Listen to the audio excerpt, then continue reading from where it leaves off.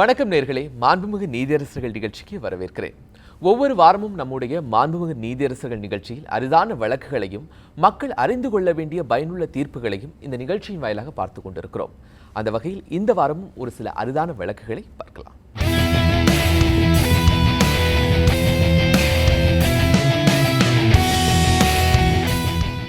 ஒரு சம்பவம், 2 பேருக்கு நடுவில் பிரச்சனை. இதில் 2 விதமான வழக்குகள் பதிவு செய்யப்படுகின்றன. இதில் எதை நடைமுறையாக பின்பற்றி விசாரிக்க வேண்டும் அப்படின்றது வழக்கு. இதில் ஒருத்தர் திட்டுறாரு, இன்னொருத்தர் தாக்குறாரு. இதான் விஷயம். இப்போது திட்டுவதை பற்றி முன்னாடி காலத்தில் என்ன அபிப்பிராயம் இருந்தது? இப்போ முற்காலத்தில் நாம் இருந்ததை இலக்கியத்தின் மூலமாகத்தான் தெரிஞ்சுக்க முடியும். நமக்கு உலக பொதுமறையாக இருப்பது திருக்குறள். தமிழ் வகுப்பில் ஆசிரியர் இந்த பிரபலமான குறளை கேட்டு அதுக்கு விளக்கமும் கேட்டார். இந்த குறள் இதுதான்: தீயினால் சுட்ட புண் உள்ளாரும் ஆறாதே, நாவினால் சுட்டவடு. அதுக்கு என்ன விளக்கம்னு கேட்கும்போது கிளாஸில் எல்லாருக்குமே அதுக்கு பதில் தெரிஞ்சிருந்தது. தீயினால் ஒரு புண்ணு சுட்டால் ஆறி போயிடும், ஆனால் வார்த்தையில் சுட்டால் அது ஒரு வடுவாக இருக்கும் அப்படின்னு. ஆனால் இதுக்கா வள்ளுவர் எழுதினார் அப்படின்னு கேட்டார். அப்போ வள்ளுவரனுடைய வார்த்தைகளை ஆழ்ந்து நோக்கணும் அப்படின்னு சொன்னார். அப்போ தீப்புண்ணு என்ன ஆகுன்னா, இந்த இடத்துல ஒரு தீப்பட்டு புண்ணாயிருச்சு அப்படின்னா ஒரு காலகட்டத்தில் இந்த புண்ணு ஆறி போயிடும், ஆனால் அதுக்கு மேலே தழும்பு இருக்கும். வள்ளுவன் அதைத்தான் பதிவு பண்ணுறாரு அப்படின்றாரு. வள்ளுவர் ஆறுன்னு சொல்லலை, உள்ள ஆறும் அப்படின்றாரு. உள்ளதான் ஆறும், வெளியே ஆறாது. வெளியே ஒரு தழும்பு இருக்கும், வெளியே ஒரு வடு இருக்கும் அப்படின்றாரு. தீயினால் சுட்ட புண் உள்ளாரும், வெளியே ஆறாது. ஆனால் வார்த்தையில் ஒருத்தன் சுட்டுட்டான் அப்படின்னா உள்ளம் ஆறாது, வெளியில் அது தெரியாது. அப்போ தீ புண்ணுக்கு வடு வரும், ஆனால் அந்த வடுன்ற வார்த்தையை வள்ளுவர் வார்த்தையில் சுடுறதுக்கு சொல்கிறாரு. ஆறாதே நாவினால் சுட்ட வடு அப்படின்றாரு. ஆக வார்த்தையால் தாக்குவதும் ஒரு தாக்குதல் தான் இலக்கியத்தை பொறுத்தவரை. இங்கே சம்பவம் ஒருவர் தாக்குகிறார், ஒருவர் திட்டுகிறார். 2 விதமான வழக்குகள் பதிவு செய்யப்படுகின்றன. இதை எதை நடைமுறையாக பின்பற்றி விசாரிக்க வேண்டும் என்பது வழக்கு. இதை பற்றி மக்கள் சொல்வதையும் நீதிமன்றம் சொன்னதையும் இப்போது பார்க்கலாம்.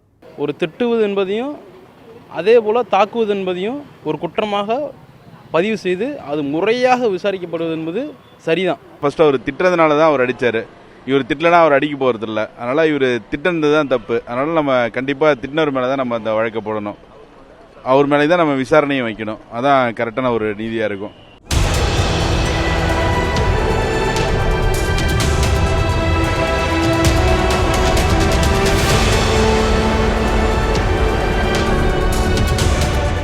ஒரு சம்பவம், அந்த சம்பவத்தில் தான் அந்த தாக்குதல் நடக்குது. ஒருத்தருக்கு அடிப்படலாம், இன்னொருத்தர் இறந்து போயிருக்கலாம். இப்போ இந்த மாதிரி பார்க்கும்பொழுது 2 கோஷ்டி இருக்குதுன்னு வச்சுக்கோங்க.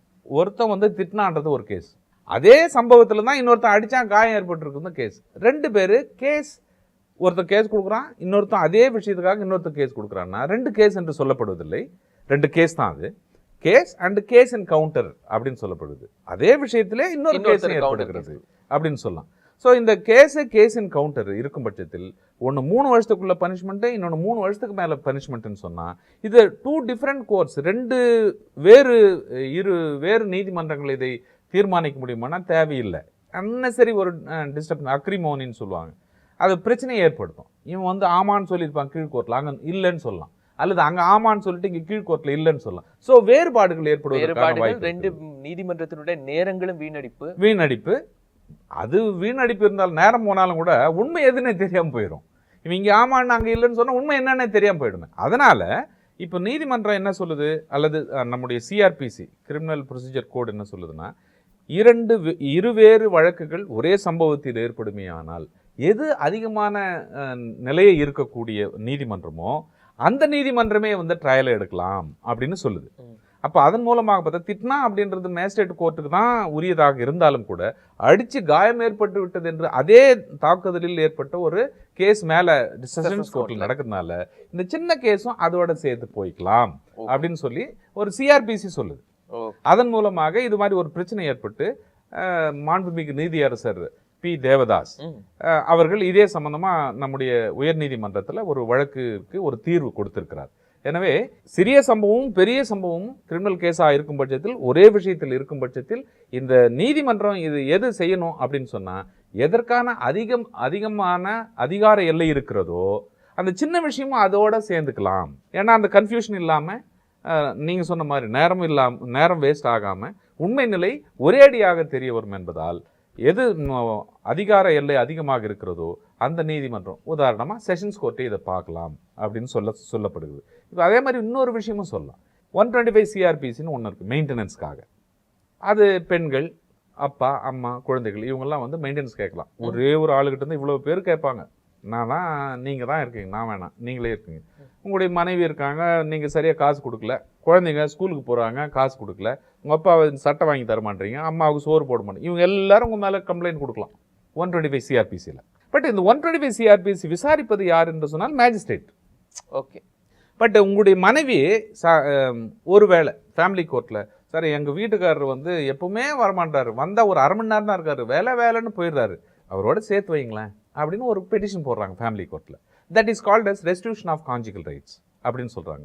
அதாவது இந்த உறவை வந்து மீட்டெடுத்தல் அப்படின்னு சொல்கிற மாதிரி. அந்த restitution of conjugal rights decide பண்ணுறது யாருன்னா ஃபேமிலி கோர்ட்டு. அவர் டிஸ்ட்ரிக்ட் ஜட்ஜ். நம்ம செஷன்ஸ்னு சொன்னோமே அதே மாதிரி அங்கே டிஸ்ட்ரிக்ட் ஜட்ஜ். ஆனால் 125 சிஆர்பிசியில் மெயின்டெனன்ஸ் கொடு என்று கேட்பது மேஜிஸ்ட்ரேட் கோர்ட்டு.